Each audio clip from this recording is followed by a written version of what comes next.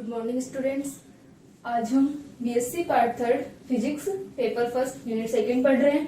आज का हमारा टॉपिक है boundary conditions on the wave function, boundary and continuity conditions. हमने वेव फंक्शन साई के बारे में पढ़ा। साई जो होता है वो हमारा क्या होता है, किसी भी कण के सहचारी जो द्रव्य तरंग है उसकी कंप्लीट इंफॉर्मेशन जो होती है वो साई कंटेन करता है। यानी हम तरंग के साथ में क्या लिखेंगे, एक तरंग फलन लिखेंगे। ठीक है, तो जो हमारा साई होता है इसके ऊपर कुछ कंडीशंस होती हैं। जिस तरह से हमने श्रोडिंगर समीकरण को पढ़ा था, तो श्रोडिंगर समीकरण के अंदर क्या था अपने पास में कि उसके लिए कुछ कंडीशंस थी कि उसकी गुणांकों में जो अपने एनर्जी, मोमेंटम, ओमेगा और के आदि गति के चर होते हैं वो नहीं आने चाहिए। वैसे ही अपने पास में क्या था, साई के लिए भी कंडीशंस होती हैं जिन्हें बाउंड्री कंडीशंस और कंटिन्यूटी कंडीशंस कहते हैं। ठीक है, तो यहाँ पर हमारा टॉपिक है परिसीमा तथा तरंग फलन पर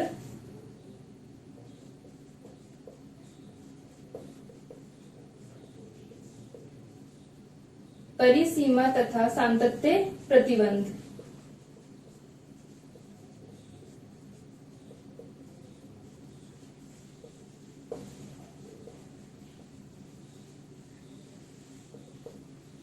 ठीक है, तो जब हमने साई का फिजिकल मीनिंग पढ़ा था, हमने फिजिकल वो सिग्निफिकेंस ऑफ वेव फंक्शन पढ़ा था, तब हमने देखा था कि जो मैक्स बोर्न ने जो इसकी डेफिनेशन दी थी साई की, उसके अंदर क्या था, ये इसके ऊपर दो प्रतिबंध लग रहे थे। ठीक है, जिस तरह से साई को डिफाइन किया गया था कि साई जो है वो क्या होगा, Sai star Sai probability amplitude, probability density को बताएगा, और साई को हम क्या कहते हैं, प्रोबेबिलिटी एम्पलीट्यूड कहते हैं। यानी साई का मान वहां अधिक होता है जहां कण के पाए जाने की प्रायिकता अधिक होती है। ठीक है, यानी एक तरीके से साई से हम प्रायिकता का मान ज्ञात करते हैं।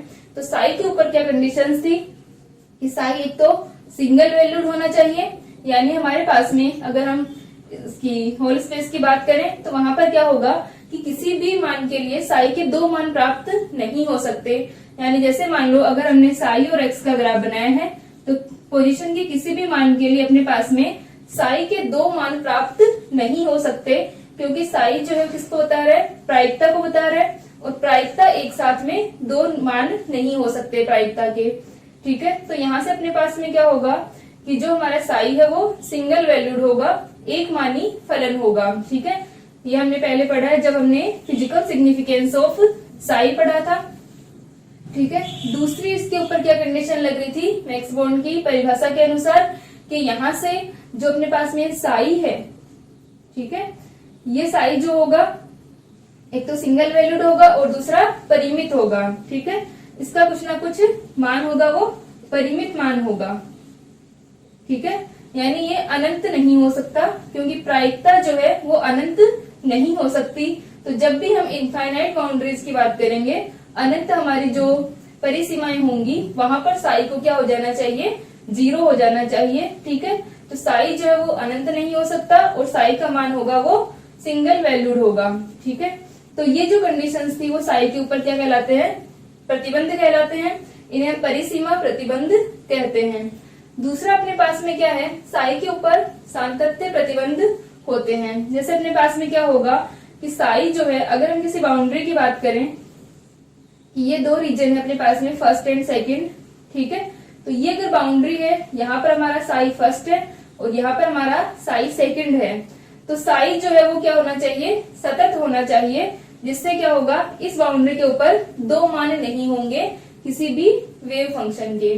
ठीक है, क्योंकि अपने पास में क्या है कि अगर साई जो है वो सतत नहीं हुआ तो एक जगह क्या होंगे, इस बाउंड्री के ऊपर दो मान हो जाएंगे साई के। ठीक है, तो साई को क्या होना चाहिए, सतत होना चाहिए। और दूसरा हमारे पास में क्या है, कंटिन्यू होना चाहिए। और दूसरा अपने पास में जो साई में हमारी इक्वेशन है उसमें क्या आएगा, ये डेल टू साई आता है। ठीक है, तो यहाँ से क्या हो जाना चाहिए कि हमारे जो डेल साई अपॉन, क्योंकि ये del two psi upon del x two है, तो del psi upon del x को भी संतत होना चाहिए। वो भी क्या होंगे, कंटिन्यूटी को फॉलो करेंगे। ठीक है, तो इस तरह से अपने पास में साई के ऊपर कुछ कंडीशंस आती हैं और साई जो होगा अगर इन कंडीशन को फॉलो करता है तो ही वो एक्सेप्टेबल वेव फंक्शन होगा।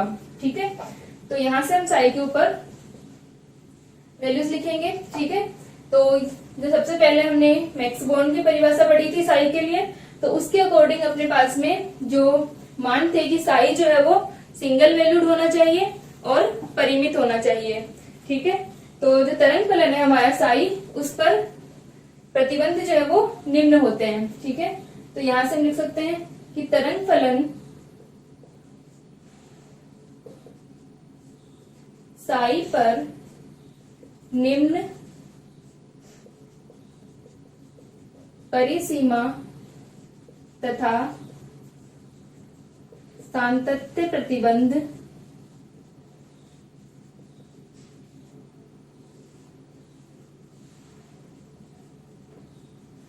होते हैं। इनमें से हमारा फर्स्ट है साई एक मानी होना चाहिए।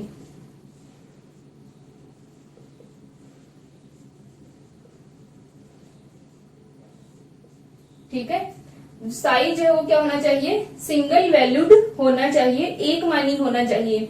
आगे हम कुछ एग्जांपल्स सोल्व करेंगे जिनमें हम देखेंगे कि कौन सा हमारा वेव फंक्शन है वो स्वीकार्य है, एक्सेप्टेबल है। यानी साई जो है, जैसे मान लो अगर इस तरीके का वेव फंक्शन हुआ, ठीक है, ऐसा अगर मान लो कोई ग्राफ है अपने पास में, तो इस तरीके का जो वेव फंक्शन होगा वो स्वीकार्य नहीं होगा, क्योंकि x की हर वैल्यू के लिए हमें साई के दो मान मिलेंगे, एक ये वाला मिल रहा है, एक ये मिल रहा है। ठीक है, और हमें पता है कि एक ही मान के लिए एक ही जगह पर दो प्रायिकताएं नहीं हो सकती, तो साई जो होता है वो प्रोबेबिलिटी एम्पलीट्यूड होता है, तो इसलिए साई का मान ये संभव नहीं होगा कि साई के एक से अधिक मान हो। ठीक है, तो जो हमारा साई है वो एक तरीके से किसको बताता है, जैसे मान लो हमारे पास में कहीं पर कोई पार्टिकल है। ठीक है, तो ये जो हमारा पार्टिकल है इसके साथ में क्या होगी, एक तरंग एसोसिएट होगी। ठीक है, एक वेव एसोसिएट होगी। तो ये जो तरंग है, इस तरंग की जो कंप्लीट इंफॉर्मेशन होगी वो साई है। ठीक है, यानी ये तरंग फलन जो है इसके द्वारा हम बता रहे हैं। और इस साई का मान कहाँ पर अधिक होगा, जहां इस कण के पाए जाने की प्रायिकता अधिक होती है। जैसे मान लो अगर हम इसको एम्पलीट्यूड की फॉर्म में दर्शाएं तो क्या होगा, साई का जो एम्पलीट्यूड है वो कहाँ पर अधिक होगा, जहां कण के पाए जाने की प्रायिकता अधिक होती है। तो जैसे हमने प्रोबेबिलिटी करंट डेंसिटी पढ़ी थी, प्रायिकता धारा घनत्व पिछले लेक्चर में हमने पढ़ा था। ठीक है, तो जो हमारा प्रायिकता धारा घनत्व होता है उसमें हम क्या बता सकते हैं कि जो हमारी कंटिन्यूटी इक्वेशन आ रही थी, यानी अगर एक जगह प्रायिकता कम हो रही है तो दूसरी जगह क्या होगी, प्रायिकता बढ़ेगी। यानी हम एक तरीके से प्रायिकता फ्लक्स से उसे बता सकते हैं कि अगर एक जगह कमी आ रही है तो दूसरी जगह क्या होगी, अधिकता होगी। ठीक है, तो हमारा जो साई है वो क्या बताएगा, कण के पाए जाने की प्रायिकता को। ठीक है, तो इसलिए क्या होना चाहिए, साई को सिंगल वैल्यूड होना चाहिए। ठीक है,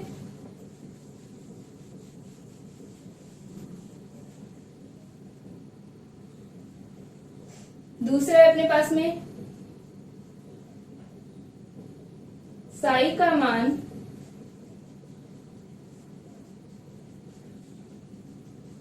परिमित होना चाहिए।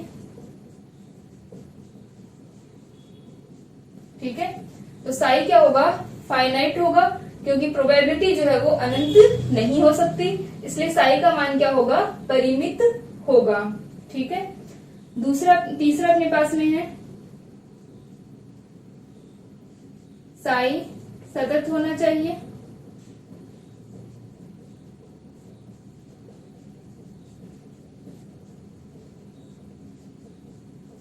ठीक है, तो साई को क्या होना चाहिए, सतत होना चाहिए। और जो हमारे del psi by del x,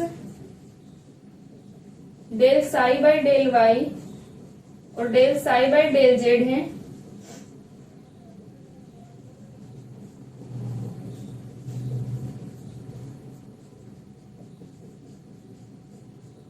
ठीक है, तो इनको भी क्या होना चाहिए, सतत होना चाहिए, क्योंकि जो हमारी इक्वेशन है वो डेल टू साई की फॉर्म में है, del two psi upon del x to.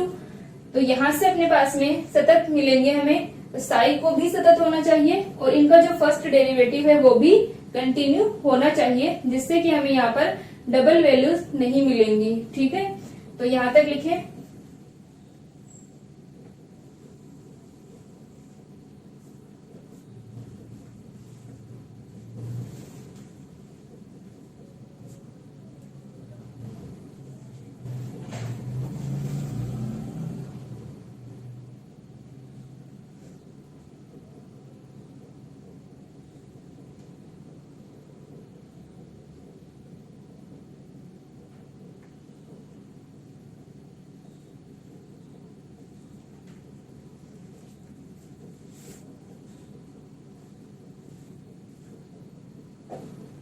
ठीक है, यहां तक हो गया।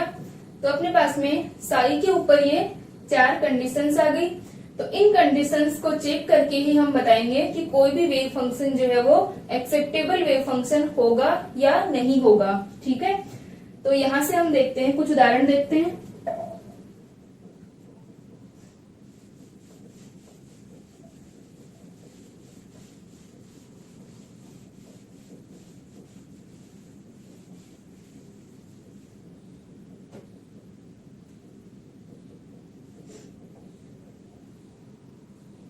तो सबसे पहले हम एक एग्जांपल लेते हैं कि उदाहरण ले रहे हैं हम कि हमारा साइज जो है वो कैसा होना चाहिए, एक्सेप्टेबल कब होगा। तो हमारे पास से मान लो एक वेव फंक्शन है, ये हमारी पोजीशन है। ठीक है, तो साइज जो है वो किस तरह से, इस तरह से ग्राफ बना रहा है। ठीक है, तो हमें चेक करना है, चारों कंडीशंस को हम चेक करेंगे हमेशा हर एक वेव फंक्शन के लिए। तो हमें चेक करना है कि क्या ये स्वीकार्य है या नहीं है। ठीक है, तो यहां से अपने पास में क्या होगा, जैसे हम इसके लिए चेक करें कि क्या साई एक मानी है। ठीक है, तो यहां से अगर हम देखें तो साई जो है वो x के हर एक मान के लिए हमें क्या मिल रहे हैं, साई के 2 मान मिल रहे हैं। ठीक है, और ऐसा पॉसिबल नहीं हो सकता, क्योंकि साई को क्या होना चाहिए, सिंगल वैल्यूड होना चाहिए। तो यहाँ पर हम देख सकते हैं कि साई जो है वो सिंगल वैल्यूड नहीं है। ठीक है, तो ये जो हमारा स्वीकार्य नहीं होगा, ये जो तरंग फलन है हमारा साई, वो क्या होगा, स्वीकार्य नहीं होगा। ठीक है, तो यहां से क्या हो जाएगा, फर्स्ट ये जो हमारा है कि उपरोक्त तरंग फलन एक मानी नहीं है, अतः यह स्वीकार्य एक्सेप्टेबल वेव फंक्शन नहीं होगा। स्वीकार्य तरंग फलन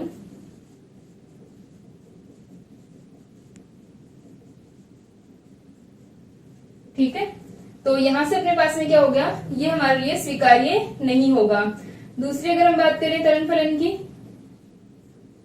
अगर हमारा तरंग फलन इस तरीके से हो कि ये दोनों जो कर्व हैं वो इंफिनिटी पर जाकर मिल रहे हो, तो यहां से अगर हम देखें कि क्या ये जो साई है अपने पास में तरंग फलन है क्या स्वीकार्य है, यानी ऐसा कोई सिस्टम हो सकता है जिसका तरंग फलन इस प्रकार का हो।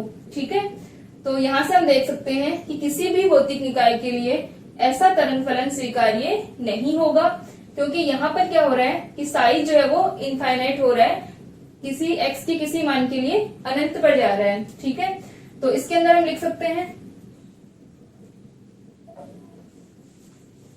यहाँ पर ये कौन सी कंडीशन को फॉलो नहीं करेगा कि साई का मान जो है वो अनंत हो रहा है, परिमित नहीं है। ठीक है, तो यहां से हो जाएगा साई का मान परिमित नहीं है। ठीक है, यह अनंत हो रहा है,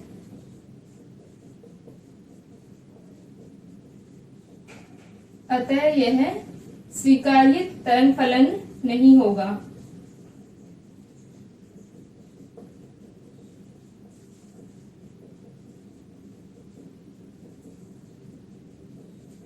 ठीक है, तो यहां से अपने पास में क्या होगा, साई जो है वो स्वीकार्य तरंग फलन नहीं है। इसी प्रकार अगर हम नेक्स्ट एग्जांपल लें,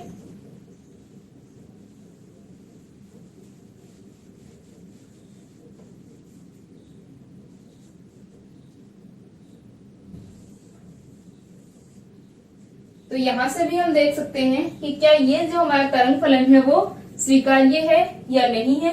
तो इसके अंदर हम देख सकते हैं कि बाकी जो हमने फर्स्ट एग्जाम्पल किया उसी की तरह इसमें भी क्या हो रहा है, साई जो है वो सिंगल वैल्यूड नहीं है। साई का मान जो है वो 2 वैल्यूज मिलेंगी हमें एक्स के, यहाँ पर तो 3 वैल्यूज मिल जाएंगी हमें। साई यहाँ पे 0 भी हो रहा है, साई की पॉजिटिव वैल्यू भी है, साई की नेगेटिव वैल्यू भी है। तो ये जो साई है वो क्या होगा, स्वीकार्य तरंग फलन नहीं होगा। तो यहाँ से अपने पास में क्या जाएगा, ये जो साई है वो एक एक्सेप्टेबल वेव फंक्शन नहीं है। ठीक है, इसी प्रकार अगर हम एक्सपोनेंशियल का ग्राफ बनाते हैं, ठीक है, तो वो हमारा कैसे होता है, इस तरीके का अगर हमारा कोई ग्राफ हो, ठीक है, तो वो क्या हो जाएगा, तरंग फलन जो है ये स्वीकार्य नहीं होगा, क्योंकि ये भी क्या जा रहा है, अनंत जा रहा है। ठीक है, तो यहां से अपने पास में ये जो तरंग फलन है वो स्वीकार्य एक्सेप्टेबल नहीं होगा। तो इस तरह से हम साई के लिए चेक कर सकते हैं कि क्या साई का जो मान है वो एक्सेप्टेबल है। ठीक है, तो अब जो हमारे जैसे मान लो साइन एक्स का ग्राफ है, तो साइन एक्स का अगर हम ग्राफ बनाएं तो क्या होगा, साइन 0 पर 0। ठीक है, और ये हम किसी फिक्स रेंज के लिए बना रहे हैं। ठीक है, जैसे अपने पास में ये हो गया 0, पाई, 2 पाई। ठीक है, ये अपने पास में पाई, 2 पाई। तो अगर हम साई की जो रेंज है वो हमने कुछ फिक्स रेंज ले ली कि 0 से 2 पाई के बीच में या 0 से पाई के बीच में अगर हम ग्राफ बना रहे हैं, ठीक है, तो क्या हो जाएगा, तो इस कंडीशन से अपने पास में इस रेंज के लिए क्या हो गया, ये जो तरंग फलन है वो अनंत नहीं हो रहा, जो हमारी बाउंड्रीज हैं उन पर क्या हो गया, 0 हो गया। ठीक है, और ये सिंगल वैल्यूड वेव फंक्शन हो जाएगा, और इस तरह से अपने पास में और क्या हो जाएगा, ये सतत वेव फंक्शन है। तो इस तरीके की अगर हमारा कोई वेव फंक्शन है तो उसके लिए हम क्या करेंगे, सारी कंडीशंस को चेक करेंगे। जो भी हमारा गिवन वेव फंक्शन होगा उसके अंदर हम देखेंगे कि क्या वो स्वीकार्य होगा या नहीं होगा। ठीक है, तो हमारी सारी कंडीशंस को हम चेक करते हैं कि वो एक मानी होना चाहिए। जैसे अभी हमने साइन एक्स का ग्राफ बनाया तो वो क्या था, एक मानी था। ठीक है, दूसरा अपने पास में क्या होना चाहिए, वो सिंगल वैल्यूड होना चाहिए, यानी एक्स के किसी भी मान के लिए साई का जो मान है वो एक ही होना चाहिए, क्योंकि ये किसको बता रहा है, प्रायिकता को बता रहा है। तीसरा अपने पास में क्या होना चाहिए, साई जो है वो सतत होना चाहिए। तो जैसे हम देख सकते हैं कि यहाँ पर जो इस तरीके का हमारा ग्राफ बन रहा था, इस बाउंड्री के ऊपर सतत था ये ग्राफ। ठीक है, यहाँ से दोनों ही तरफ 0 मान था, और दूसरा del psi by del x भी क्या होने चाहिए, सतत होने चाहिए। तो इस तरह से हम क्या करेंगे, किसी भी ग्राफ के अंदर या जो भी हमारा साई है वेव फंक्शन है उसकी कंडीशंस को चेक करेंगे। ठीक है, तो ये जो कंडीशंस हैं वो क्या कहलाती हैं, साई के ऊपर परिसीमा तथा सातत्य प्रतिबंध कहलाते हैं। ठीक है, तो यहाँ तक अपना हो गया कि साई के ऊपर परिसीमा और सातत्य प्रतिबंध क्या होते हैं। ठीक है, नेक्स्ट हम एक क्वेश्चन करते हैं।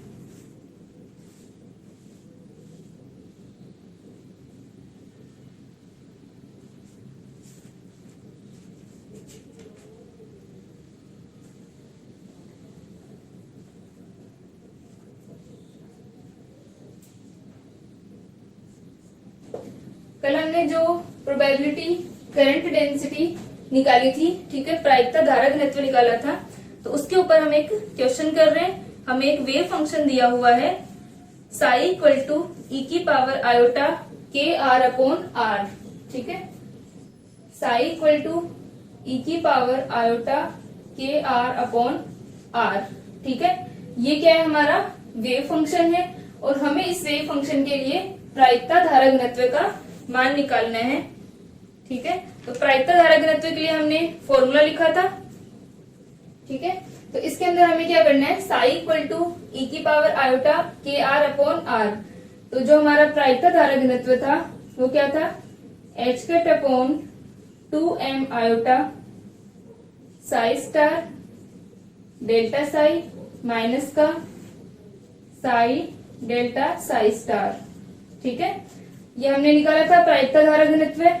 तो हमारा जो प्रायिकता धारा घनत्व होता है उसको निकालने का हमारा ये फॉर्मूला होता है। तो जो हमें वेव फंक्शन गिवन है साई इक्वल टू ई की power iota k r upon are, इसके लिए हमें क्या निकालना है, प्रायिकता धारा घनत्व निकालना है। ठीक है, तो यहां से अपने पास में क्या हो जाएगा कि हमारा जो डेल ऑपरेटर है, डेल ऑपरेटर क्या होता है, del by del X plus J K del by del Y plus K del by del Z. ठीक है, तो ये हमारे पास में क्या होता है, हमारा डेल ऑपरेटर होता है। और अब हमारे पास में जो गिवन है वो क्या है, आर के टर्म्स में है। तो आर के टर्म्स में हमारा जो डेल ऑपरेटर होता है वो होता है आर के 1 by r del by del r. ठीक है, तो यहां से अपने पास में क्या हो जाएगा, प्लस थीटा के del by del r plus का फाई के 1 upon r sine theta del by del phi. ठीक है, तो हमारा जो डेल ऑपरेटर होता है वो इस फॉर्म में होता है अगर हम स्फेरिकल पोलर कोऑर्डिनेट्स की बात करें। ठीक है, तो यहाँ पर अपने पास में क्या है कि जो वेव फंक्शन गिवन है वो आर थीटा फाई कोऑर्डिनेट्स में गिवन है।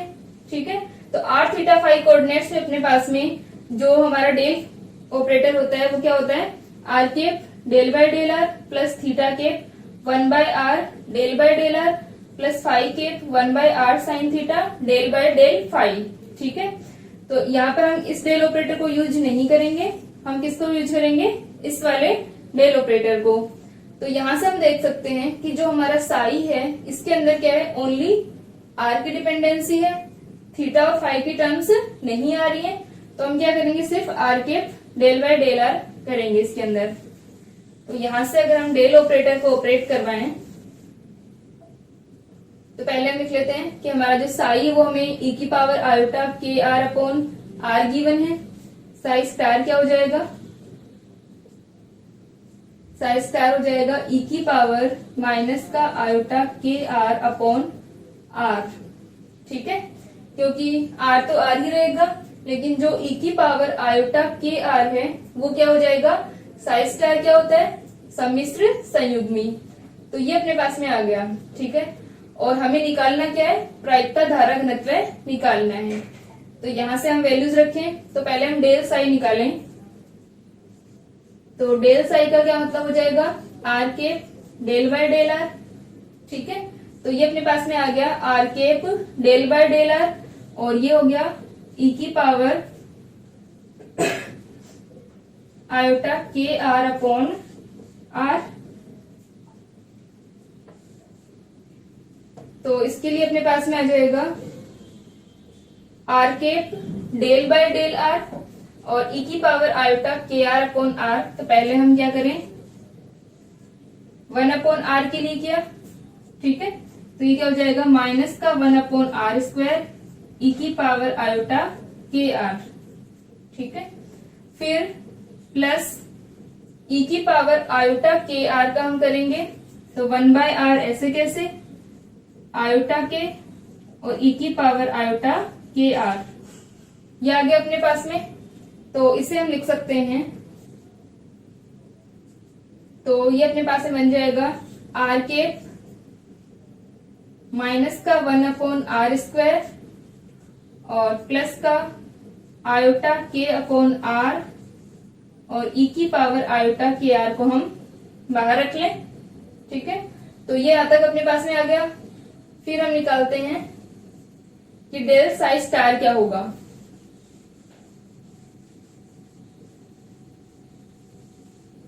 तो यहां तक आ गया।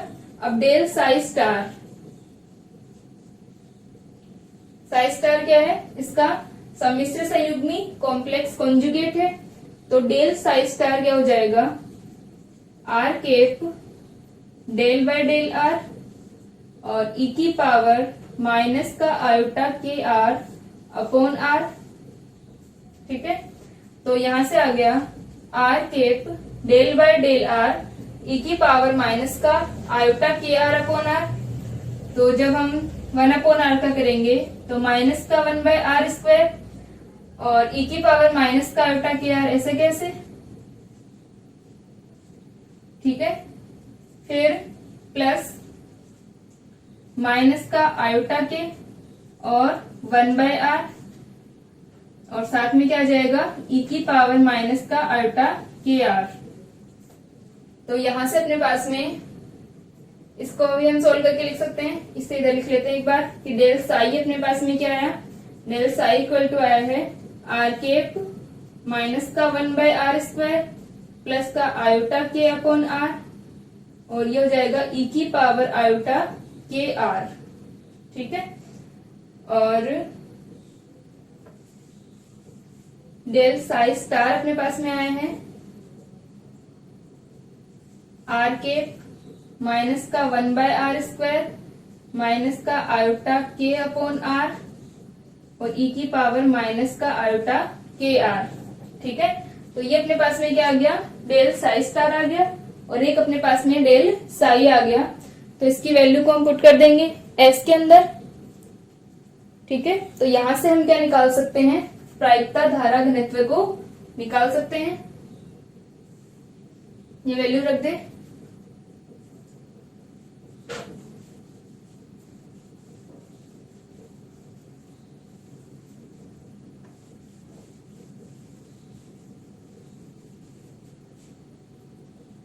तो यहां से अपने पास में आ जाएगा S equal to h cut upon 2m iota psi star.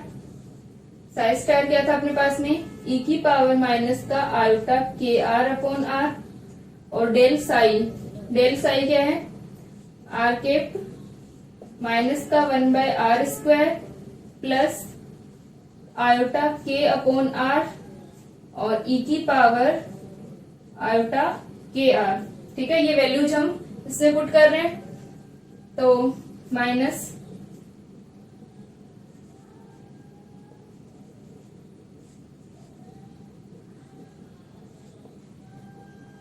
Are cap, ठीक है, और माइनस का 1/r² माइनस का आयोटा के अपॉन आर और e की पावर माइनस का iota k are.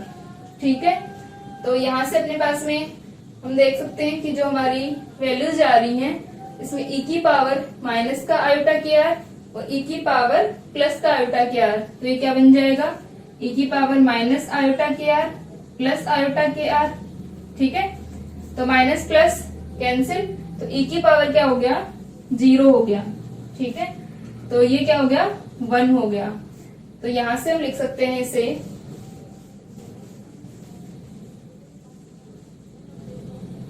S equal to h cut upon 2m iota 1/r। ठीक है, और माइनस का 1/r² और यहाँ पर क्या हो जाएगा, ये माइनस माइनस प्लस का 1/r²। तो ये हो गए कैंसिल। तो इसके अंदर तो क्या बचा अपने पास में iota k upon are, iota k upon r² are के, और इसके अंदर भी ये बच जाएगा, माइनस माइनस प्लस हो जाएगा ये भी। तो iota k upon r² are k,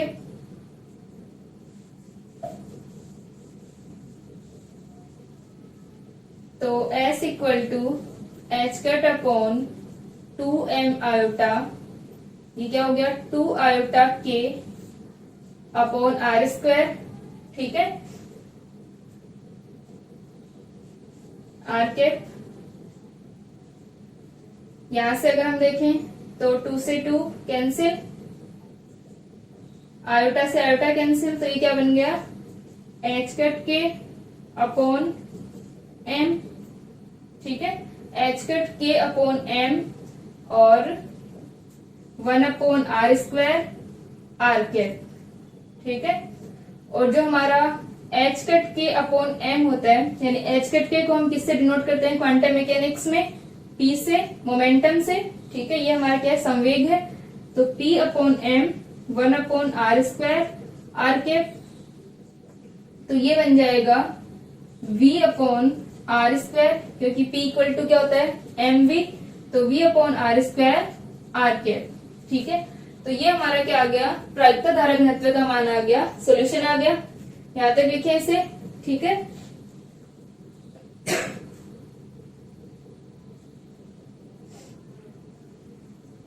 तो ये जो हमें प्रायिकता धारक घनत्व पूछा हुआ था कि हमें प्रायिकता धारक घनत्व का मान निकालना था, और जो हमारा वेव फंक्शन गिवन था वो हमें r थीटा फाई की टर्म्स में यानी स्फेरिकल कोऑर्डिनेट्स में गिवन था।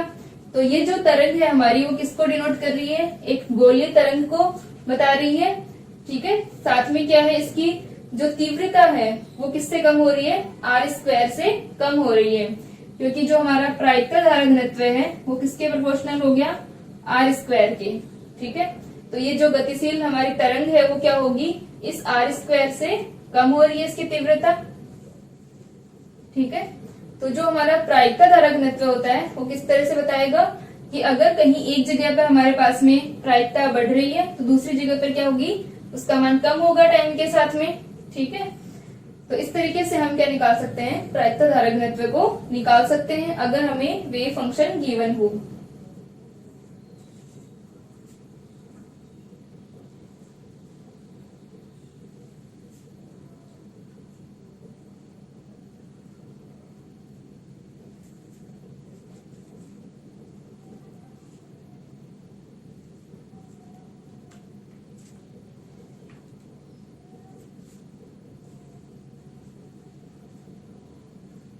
ठीक है, और अगर हमारे पास में क्या होगा, प्रायिकता धारक घनत्व के अंदर जब हम प्रायिकता धारक घनत्व निकाल रहे होंगे और रियल वेव फंक्शन हुआ हमारा, तो वहां पर क्या हो जाएगा, 0 हो जाएगा, इसका मान s इक्वल टू 0 हो जाएगा। ठीक है, तो इस तरीके से हम क्या निकाल सकते हैं, प्रायिकता धारक घनत्व। और हमने जो हमारा साई था वेव फंक्शन, उसके ऊपर हमने परिसीमा और सातत्य प्रतिबंधों को पढ़ा था। ठीक है, वो हमारी क्या थी, बाउंड्री कंडीशंस थी साई के ऊपर। और जो हमारा साई होता है इसके ऊपर जो बाउंड्री कंडीशन है चारों, वो याद रखनी है आप लोगों को। और नेक्स्ट लेक्चर के अंदर हम इसको पढ़ेंगे पोस्टुलेट्स ऑफ क्वांटम मैकेनिक्स, यानी क्वांटम मैकेनिक्स के अंदर अब तक जो हमने पढ़ा है, ठीक है, वो क्या है, क्वांटम मैकेनिक्स के अंदर कुछ मौलिक अभिग्रहितों में बताया हुआ है। यानी जो भी हम क्वांटम मैकेनिक्स के अंदर अजम्पशंस लेके चलते हैं, यानी हमने संकारक मानते हैं। ठीक है, यानी जो भी हमारे गति के चर होते हैं उसके उनके लिए क्या होते हैं, संकारक होते हैं। तो इन सब के लिए हम नेक्स्ट लेक्चर में पोस्टुलेट्स ऑफ क्वांटम मैकेनिक्स पढ़ेंगे। ठीक है, तो इसे यहाँ तक करें।